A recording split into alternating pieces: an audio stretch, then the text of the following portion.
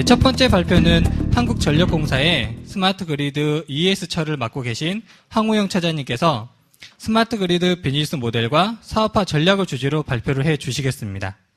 황우영 차장님께서는 전력 IT 테스트베드 구축 및 실증 기획 단장을 거쳐서 현재 스마트 그리드와 에너지 저장 장치에 대한 사업을 총괄하고 계십니다. 뜨거운 박수로 맞이해 주십시오.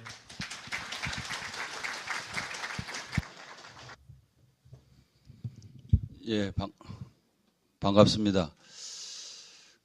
굉장히 많은 분들이 오셨는데 발표를 재밌게 해야 아마 오신 분들이 이해하기도 쉽고 또 앞으로 사업을 풀어나가는 데에도 도움이 되지 않을까 이렇게 생각이 됩니다. 사실 스마트 그리드가 시작이 된 건 전력 IT부터 거슬러 올라가면 2004년부터니까 얼추 10년이 지났습니다.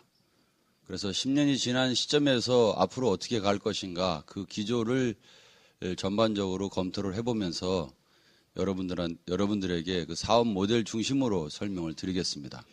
일부는 그동안에 오늘이 5번째니까 그동안에 계속 발표가 됐던 내용도 있고 일부는 이제 새로 들어간 내용도 있습니다. 그래서 오늘은 전체를 총 리뷰한다는 차원에서 보시면서 앞으로 어떤 방향으로 가려고 하는지 그 전략 중심으로 마무리를 해드리도록 하겠습니다. 이 배부된 자료에는 내용이 그렇게 많이 안 들어가 있고 여기 있는 내용이 충분히 많이 들어가 있으니까 그 내용을 중심으로 간략간략 설명을 드리겠습니다. 목차는 생략하겠습니다. 먼저 그 배경을 좀 살펴볼 필요가 있습니다. 한전이라고 하는 회사 그리고 정부 산업부를 필두로 해서 그 연장선상에 있는 이제 한전은 정부 소유로 되어 있습니다. 과거에는 이제 전체가 다 한전 발송변전이 다 한전 소유였었는데 지금은 이제 발전 부분은 약 84%만 저희가 보유를 하고 있고 나머지는 송변전 분야하고 판매 분야는 저희가 소유를 하고 운영을 하고 있습니다. 직원이 약 한 2만 명 정도 근무를 하고 있고요. 고객도 거기에 한 2천만 명 정도가 우리 한전 고객입니다. 이제 거기에 주목할 부분은 오른쪽에 화면의 오른쪽에 보시면 제너레이션 파트하고 이 피크 부분이 나와 있습니다. 우리나라 전체의 그 설비 용량을 보면 2013년 작년이죠. 작년에 87기가 정도의 발전 설비 용량을 가지고 있고요. 피크가 이제 76기가 정도를 차지하고 있습니다. 그러니까 이 피크가 접근에 올라오는 게 굉장히 가파르게 올라오고 있다고 하는 걸 알 수가 있습니다. 근데 여기에 이제 KPI 측면으로 놓고 보면은 성과를 그동안에 한전이 가지고 있는 성과를 보면은 이 사이드 부분이나 T&D 로스 이런 부분들은 61년이나 85년 기점으로 데이터가 있는 걸 보면은 그 시점에 비해서 굉장히 많이 줄은 걸 알 수가 있어요. 이 KPI가 왜 중요하냐면은 이렇게 좋은 품질을 가지고 있는데도 스마트 그리드를 이용해서 앞으로 더 어떤 방향으로 나갈 수가 있을까? 그러니까 집에 아이들이 그 90점, 평균 90점을 받는데 여기서 더 점수를 받아서 어떤 이 목표를 가지고 나갈 수 있을까? 이거하고 똑같은 현상이에요. 그래서 시점을 보면 이런 목표들이 95년, 2000년 이 기점으로 해서 세츄레이션 되는 것을 알 수가 있고요. 로드 팩터도 2000년, 2023년 이 상간에 계속 상승이 되고 세츄레이션 가고 있는 것을 알 수가 있습니다. 근데 이제 이런 것들이 파워 퀄리티나 그 운영 시스템 체계를 보면은 이 데이터에서도 보듯이 2000년 전후해서 보면 다 세츄레이션이 돼서 좋은 그 결과를 가지고 있는데 운영 시스템은 스카다나 다스나 AMR 같은 거를 놓고 보면은 이게 별개로 운영이 되고 있어서 이 부분을 통합해 가야 될 그런 그 상황이 있는 것도 사실입니다. 그리고 또 하나는 이제 기후변화에 관련된 문제입니다. 기후변화에 관련된 문제는 정부의 발표에 의하면 2005년도 시점으로 놓고 봐서 우리가 약 6억 톤 정도의 CO2를 국가 단위에서 배출을 하고 있는데 이 내용이 2020년이 되면은 약 30%가 늘어납니다. 그러니까 정부는 다시 2020년까지 앞으로 15년이 남았습니다만 거기에 2005년도의 목표를 그대로 유지해 나가겠다 이렇게 발표를 했어요. 그러니까 CO2가 늘어나도 2005년 기준으로 가야 되니까 그것을 내리기 위한 노력이 많이 필요한 겁니다. 거기에 우측에 나와 있는 신재생 분야를 보면 신재생이 12년도에 겨우 2%였는데 22년까지는 10% 정도의 목표를 잡고 있고요. 그 다음에 여기에 특히 그 태양광과 관련된 부분에 대해서는 약 16년에 1.2기가 정도를 목표를 하고 있습니다. 그리고 전기자동차도 놓고 보면은 정부가 발표한 거에는 이제 2020년까지 1밀리언, 약 100만 대의 전기자동차를 운영하겠다 이렇게 얘기를 하고 있습니다. 근데 여기에는 이제 단순히 전기자동차가 엔진자동차를 대체하는 것이 아니라 전기자동차에 있는 배터리를 수요 조절로 대체해 나가겠다고 하는 것이 들어가 있습니다. 그리고 충전소도 역시 전기자동차가 늘어나는 양에 맞춰서 130만 대 정도를 설치하겠다고 하는 것도 이미 발표가 되어 있습니다. 이러한 관점에서 정부의 그 스마트 그리드에 대한 로드맵을 살펴보게 되면 이 로드맵은 2009년도부터 스마트 그리드를 시작을 해서 2013년 5월에 끝났습니다. 1단계가. 그리고 그 상간에 준비를 해서 우리는 지금 2014년 요 중간에 있는데 2014년부터는 확산 사업이 계획이 돼서 그것에 대한 그 계획도 곧 발표가 이루어질 겁니다. 그리고 2020년, 2030년 되면은 전국 단위의 스마트 그리드를 완성하겠다고 하는 형태를 하고 있는데 이 사업이 실증단지 이 과정을 거치고 있는 동안에는 굉장히 회의적인 언론 보도가 많았었습니다. 비즈니스 모델이 안 보인다. 이게 투자가 계속 이루어져야 되냐라고 이런 얘기가 있었는데 오늘 시점에서 아마 요 전시장을 가서 보셨겠지만은 전시장에 보면은 작년과는 또 다른 다양한 모델들이 나오고 있고요. 정부도 확산 사업, 내년도에 하는 확산 사업의 예산 규모가 약 8천억이 넘습니다. 그런 정도 규모로 해서 확산 의지를 가지고 있고 거기에 참여하고 있는 한전도 생태계를 조성하는 데다 초점을 맞춰 두고 있어요. 그러니까 이 부분은 앞에 말씀드렸던 CO2 문제나 또 현재 전력망을 운영하는 문제나 이런 것들에 대한 것을 한 단계 도약하려고 하면은 뭔가 새로운 기술들이 접목돼서 나가지 않으면 안 된다라고 하는 형태가 있습니다. 그것이 우리나라만의 문제가 아니라 다른 선진국과도 같은 입장이라고 하는 거죠. 그래서 이제 그동안에 진행됐던 것을 보시면 제주에서 실증단지를 운영을 했었습니다. 2009년부터 해서 2013년까지 42개월 동안 운영을 했고요. 약 240밀리언 달러가 투입이 됐었습니다. 거기에는 이제 6,500 고객이 참여해서 5개 분야, 여기 스마트 파워 그리드나 또 고객이나 또 스마트 트랜스포테이션, 리뉴어블, 그 다음에 이제 새로운 비즈니스 서비스 이런 내용들이 진행이 됐고요. 파워 그리드라고 하는 것은 전력망을 얘기합니다. 발전을 해서 전력망이 정전 없이 고품질로 안정적으로 공급을 해야 되는데 그렇게 되면은 기상 환경에 맞춰서 이 설비들이 운영하기가 어려운 것들을 안정적으로 운영을 해야 됩니다. 그래서 이러한 이 센서들을 설치해 가지고서 하는 걸로 설비들을 지능화시켜서 테스트를 마쳤고요. 그 다음에 이제 변전소에도 아날로그 타입의 이 계전기라든가 이런 것들이 있었는데 그런 것들도 디지털 타입으로 대부분 바꿔서 쓸 수 있는 체계가 갖춰졌고 그 사업은 지금 진행이 되고 있습니다. 그 다음에 이제 배전 진흥화 쪽인데 이 배전 진흥화는 한전이 이미 97년부터 해서 전국 190개 사업장을 전부 진흥화로 한 걸로 운전을 하고 있습니다. 그렇기 때문에 아까 사이드 같은 게 낮아져서 운영을 할 수가 있는 거고요. 이 사항도 제주도에서 개발된 내용들을 테스트를 다 마쳤습니다. 그 다음에 이제 스마트 플레이스인데 아마 이 분야가 가장 많이 그동안에 보여줬던 그림 중에 하나입니다. 일반 가정에 신재생이 있고 저장 장치가 있고 전기 자동차가 있고 그리고 집안에는 이제 홈 EMS가 있어서 운영한다고 하는 체계입니다. 이거는 집뿐만이 아니라 공장이나 또는 빌딩이나 어느 곳에도 다 쓸 수 있는 모델이죠. 그래서 이 내용도 기술 개발이 끝났고 뒤에 새로운 그 영역으로 전개되어 나가는 것을 확인할 수가 있을 겁니다. 전기 자동차도 미국의 테슬라나 또는 중국이나 유럽 이런 쪽에서 많이 붐업이 되고 있는데 전기자동차에 대한 내용도 이미 2009년도에 우리도 저속과 고속에 대한 충전기들이 개발이 완료가 됐고 지금 전국에는 약 한 2,000대 남짓 운영이 되고 있는 실정입니다. 그 다음에 스마트 리뉴어블은 ESS의 역할과도 이제 맞물리게 되는데 이 부분은 이 풍력이나 태양광 같은 벌크로 운전하는 그런 형태들이 생기게 되면 어떻게 하면은 출력을 안정화해서 운전할 수 있느냐 이런 문제가 이제가 대두가 되죠. 그래서 이 부분에 대한 테스트도 제주에서 다 끝난 바가 있습니다.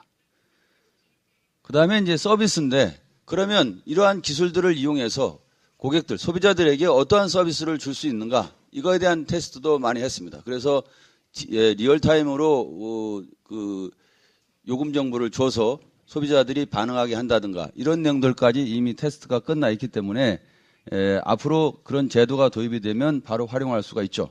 게다가 이제 여기서 DR이라든가 또는 이제 이 전기 자동차라든가 AMI 관련되는 것들을 전부 연계해서 나가는 종합운영센터도 이미 구축해서 저희들이 제주에서 보신 바가 있습니다. 근데 이런 걸 통해서 가지고 있는 비즈니스 모델은 대략 한 30개 정도를 저희들이 도출해서 활용을 했는데 주로 여기서 보시는 것처럼 파워그리드 분야나 그다음에 ESS 분야 그리고 또 EMS 그다음에 전기차 충전기 AMI 이런 분야에 대한 비즈니스 모델들을 개발해서 활용을 하고 있습니다. 그리고 이제 또 하나는 에이샵에 이 에이샵은 아시아에 있는 그 전력 사업자 협의체라고 이해하시면 됩니다. 거기에 스마트 그리드를 하기 위한 표준 절차서를 만들어서 이미 저희들이 공개를 한 바가 있습니다. 앞으로 스마트 그리드 사업을 하려면 어떤 식으로 전개하느냐에 대한 내용인데 이 사업에 참여한 것은 총 7개 국가가 참여를 했습니다. 한전을 필두로 해서 홍콩이나 또 일본 그리고 말레이시아, 인도네시아 이런 국가들이 참여해가지고 표준을 만들었고 그 표준을 만들기 위한 활동이 2012년부터 해가지고서 근 한 달, 2년여 가량 진행이 됐었습니다. 결과적으로는 분석을 통해서 계획을 세우고 그 다음에 확산을 해서 운영하고 최종적으로는 이제 확대해 나가는 이런 단계였는데 이 자료가 필요하신 분들은 저희 쪽에 연락을 하시든가 방문하시면 저희들이 드리도록 하겠습니다. 그 다음에 이제 그동안에 이런 바탕 위에서 저희가 해나갔던 사업들을 실사례 중심으로 설명을 드리겠습니다.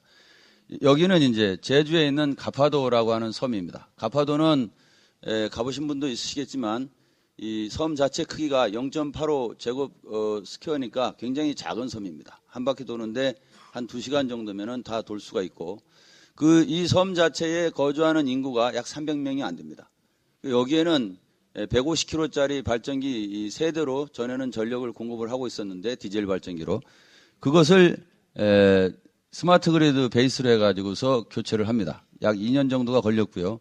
제주도에서 기본 계획을 세웠고 여기에 참여하는 것은 이 도전의식이 높은 기업들이 이제 주로 참여를 했습니다. 그래서 구성품을 보시면 여기에는 이제 총 8개, 그 다음에 시스템까지 하면 이제 9개의 구성 장치가 있는데 주로 보면은 풍력 발전기가 250kW짜리가 이제 2대가 설치가 되어 있고요. 그 다음에 태양광이 전체적으로 놓고 보면은 90kW 넘는 태양광이 설치가 되어 있습니다. 그 다음에 전기 자동차 충전기가 3개 세트 설치가 되어 있고 AMI가 설치가 되어 있고 그 다음에 디젤 발전기가 수동 운전을 했습니다. 원격 운전이 안 되는 거죠. 그것도 원격 운전을 할 수 있도록 개조를 했습니다. 그 다음에 이제 PCS하고 그 다음에 배터리를 설치를 했어요.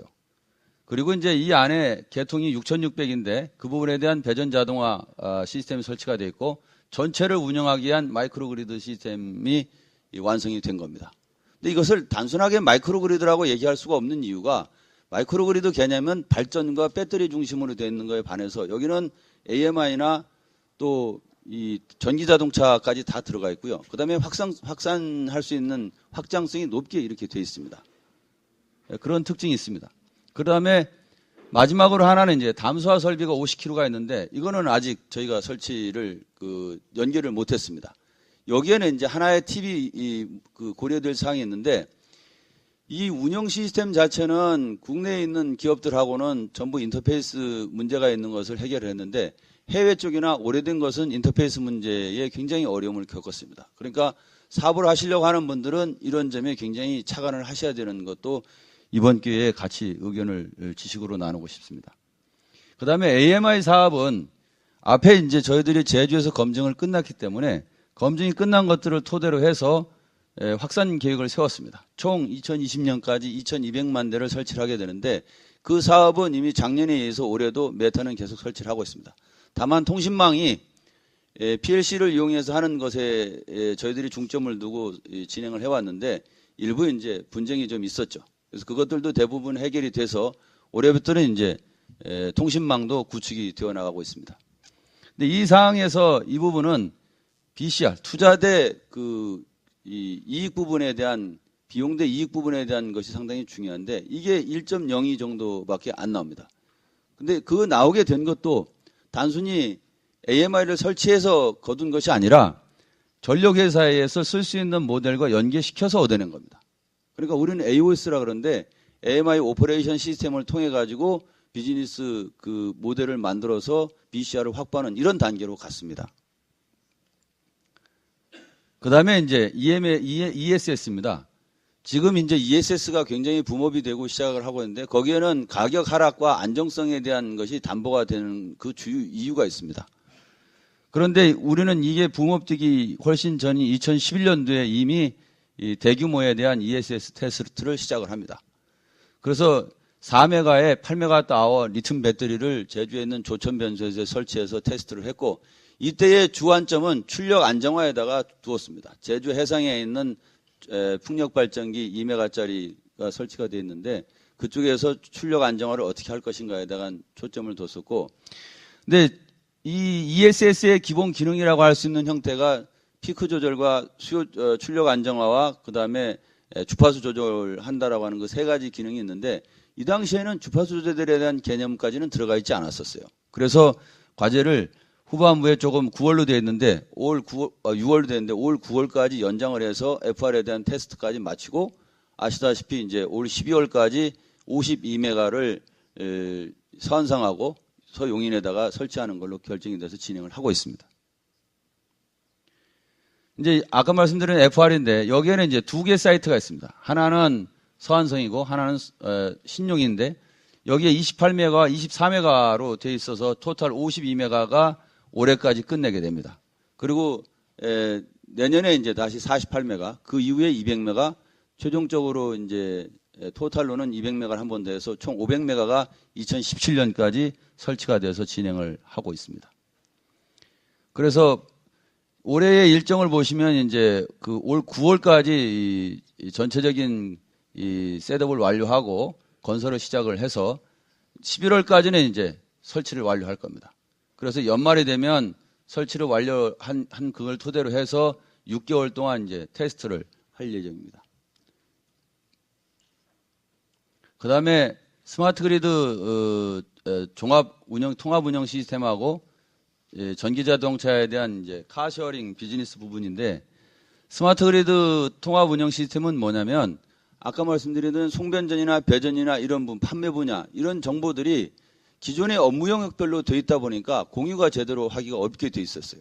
그래서 그 부분들을 한전의 전력연구원하고 같이 참여를 해서 저희들이 올 4월 달까지 개발을 완료하고 운영을 할 수 있도록 해놨습니다. 그러니까 이 시스템은 어떤 형태로까지 발전할 거냐면은 앞으로 어떤 재난 같은 거, 태풍이 발생을 했다든지 폭설이 예상이 된다든지 그럴 때에 설비가 어느 정도 피해가 발생이 예상이 되고 그 피해 발생이 예상되는 것에 대비해서 복구팀들이나 필요한 자재들을 대비시켰다가 문제가 생기면 바로 그 지역으로 투입을 해서 복구 시간을 단축한다든가 이런 거에서부터 또 특정한 환경적인 요인, 온도가 올라간다든가 바람이 많이 분다든가 라고 했을 때 어느 지역에 설비 피해가 많이 생길 것인가 이런 것까지도 이 부분에 지금 같이 진행을 추가로 하고 있는 중입니다. 전기차 카쉐어링은 2011년부터 말부터 해가지고 14년 올해 7월까지 진행을 하고 있는 상황인데 아마 다른 나라에서도 많이 하고 있는 상황입니다. 전기 자동차를 회원으로 참여시켜가지고 필요한 사람들이 적은 비용을 내고 쓸 수 있도록 하는 그런 제도입니다. 한전에도 있고 서울시에서도 있고 그래서 등록된 사람은 언제든지 그것을 편리하게 쓸 수 있도록 이렇게 되어 있죠.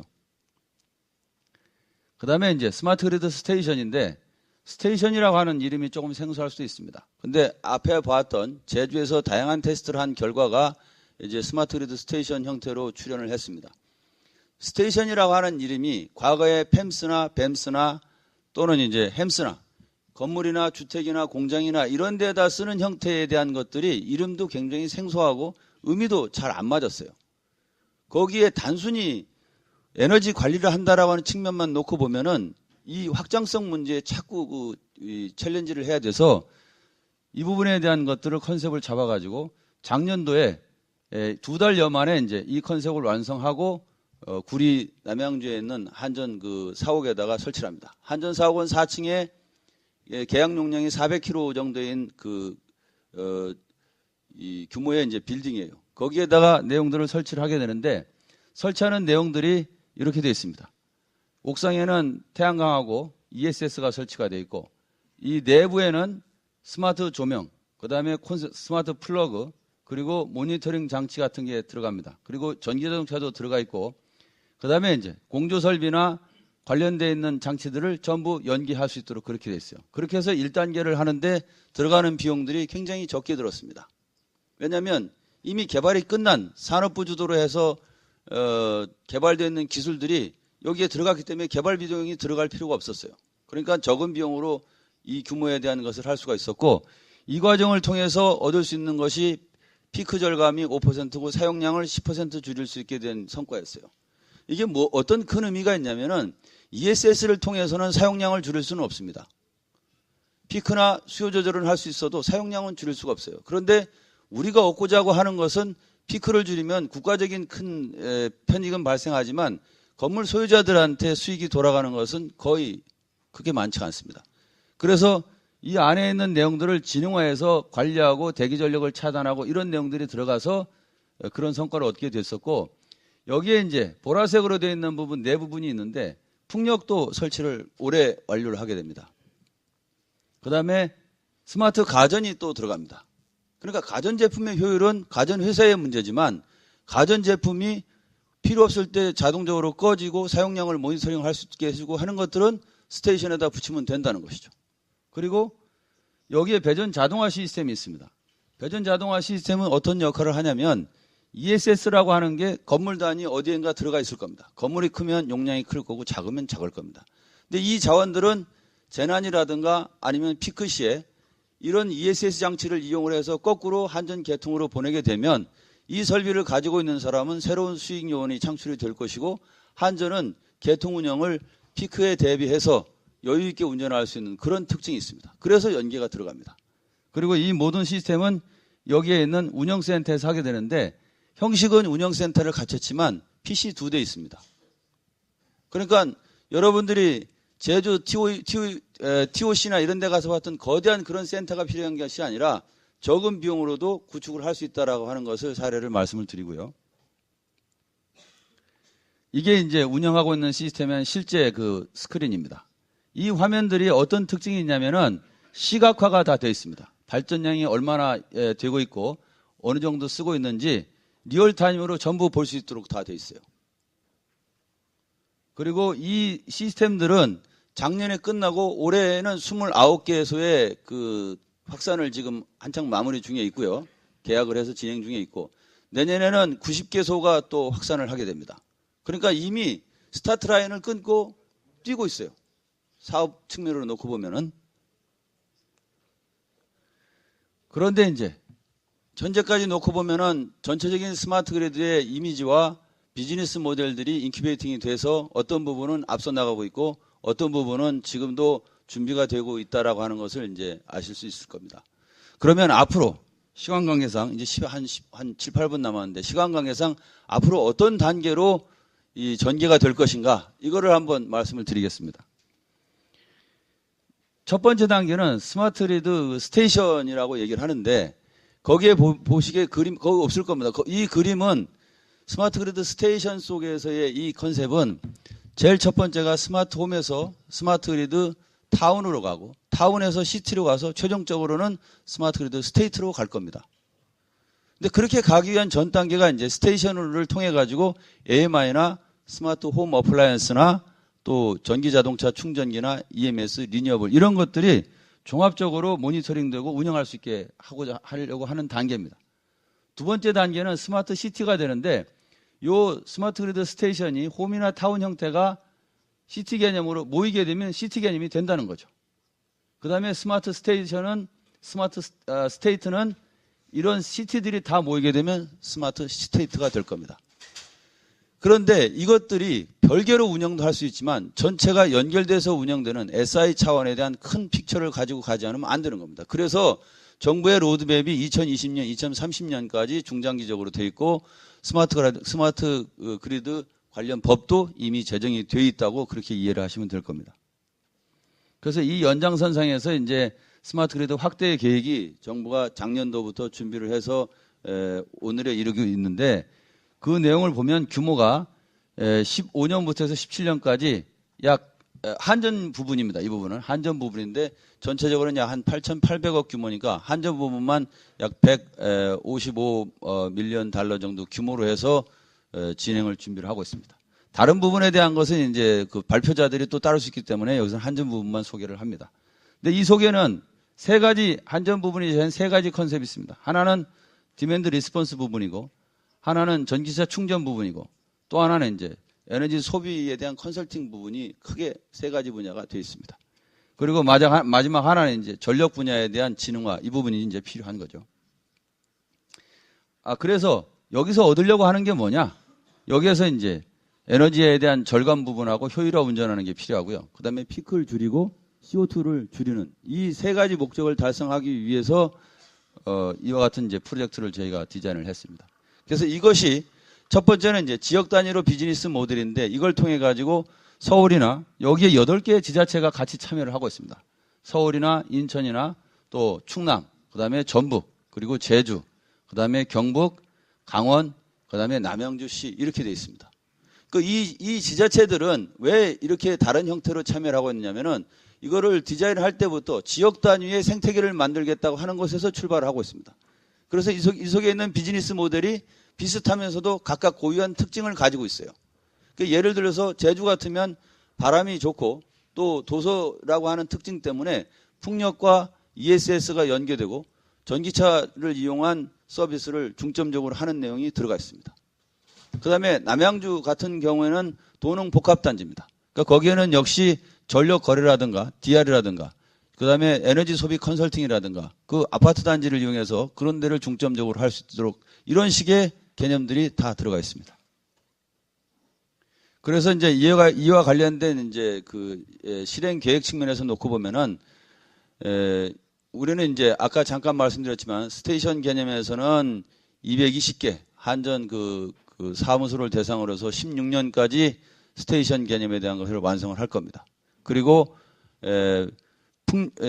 이 스마트 가전이라든가 또 풍력 발전기라든가 또 V2G 이런 것에 대해서도 역시 15년까지 스마트 그리드 스테이션에 대한 확대 계획을 완료를 할 거고요.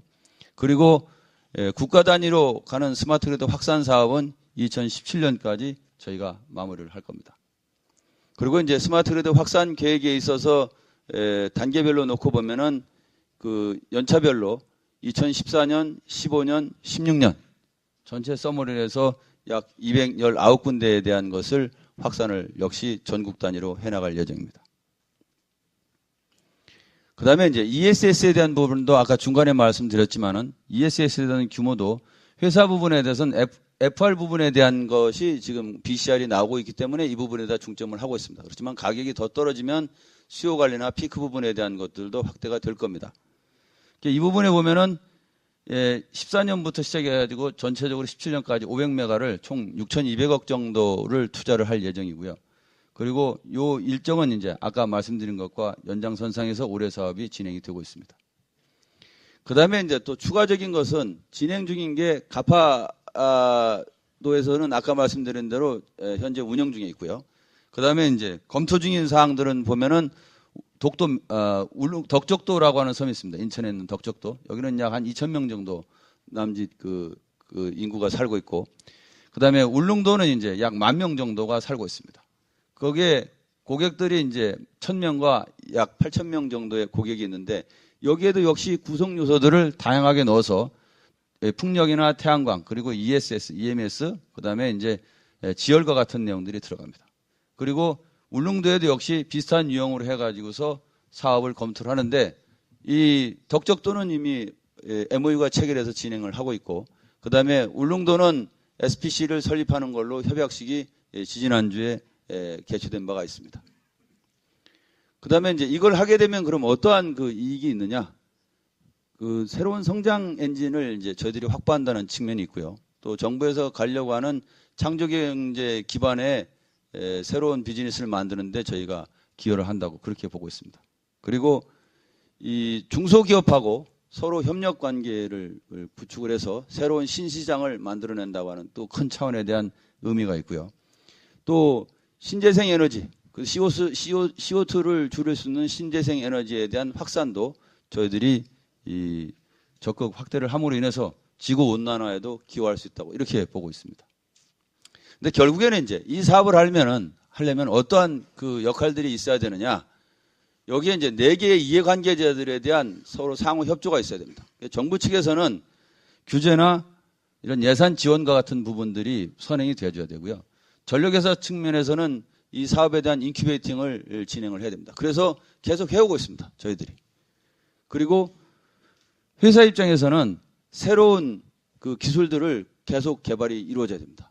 아시다시피 개발 기술에 대한 그 라이프 타임이 짧기 때문에 그 부분에 대한 부분들이 계속 진행을 해줘야 되고 그리고 고객 측면에서는 이제 새로운 프로젝트에 대한 참여를 통해 가지고 서로 코웍을 해야 할 때에 비로소 이 사업이 가속해서 갈 수 있다 이렇게 보고 있습니다. 한전에 그 사옥을 중심으로 했던 이유는 이런 이해관계자들에게 이 사업이 가장 확실하게 비즈니스 모델로서 유력하다 이걸 보여주기 위해서 시작을 했는데 이미 저희들이 이 프로젝트를 런치를 하고 나니까 공장을 가지고 있는 분들이 스마트 그리드 스테이션을 자기네 공장에도 설치해달라고 하는 공문 요청이 있었어요. 그러니까 그것은 이 프로젝트에 대한 굉장히 긍정적인 시각을 보고 있는 것이죠, 사실은. 시간이 많지 않기 때문에 여기까지 그 제 발표는 마치겠습니다. 그래서 전체적으로 진행된 내용들을 다 리뷰를 했는데 이 사항에 대해서 추가로 질문이 있으면 제가 한 5분 남는 사이에 질문을 받고요. 여기서 질문을 하시기가 어려워서 안 되신 분들은 이메일 주소로 저한테 연락을 해주시든지 아니면은 그 한전 본사가 11월 말까지 있습니다. 11월 중순까지는 제가 있습니다. 그러니까 그쪽에 저희 사무실로 오시면은 언제든지 제가 만나서 얘기를 해줄 수 있도록 그렇게 하겠습니다.